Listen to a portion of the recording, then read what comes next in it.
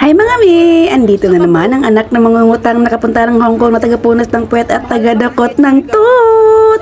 For today's video ay continuation pa rin ito ng ating Siongshao Island na escapade. At dito nga sa Siongshao ay marami kayong pwedeng gawin.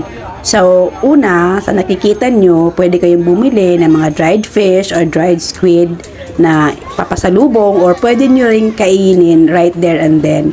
Igi-grilled nila yan, tapos ikakat nila, then pwede kayong kumain while mag-iikot-ikot doon, mag-iikot-ikot dyan sa lugar na sa Siongshao. Pwede rin kayong mag-hiking, pwede rin kayong pumunta ng beach kasi may beach nga dito sa Siongshao. Pwede rin kayong mag-temple visit kasi may mga temple din dito. At ito nga ang pinaka-highlight nila dito ay ang Lovelock.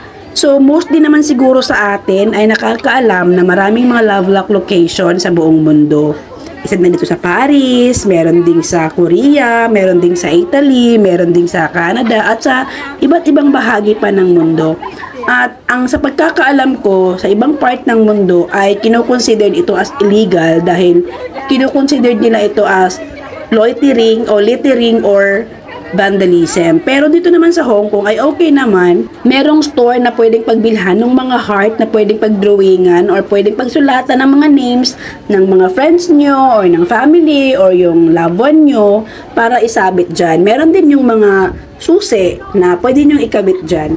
Noong una kaming pumunta ni Jackie dito ng kapatid ko, 2019 yun, hindi pa ganyan kadami yung mga Lovelocks at saka covered pa yan, hindi dyan mainit noong unang punta namin. Then the next time na nagpunta kami dyan, kasi pang third time na namin to napunta, medyo dumami na, as in sobrang dami na. At ngayon nga, nung pumunta kami ay wala na siyang takip. Siguro nasira nung nakaraang bagyo pero ganyan na siya ngayon. Sobrang init na at saka sobrang dami na.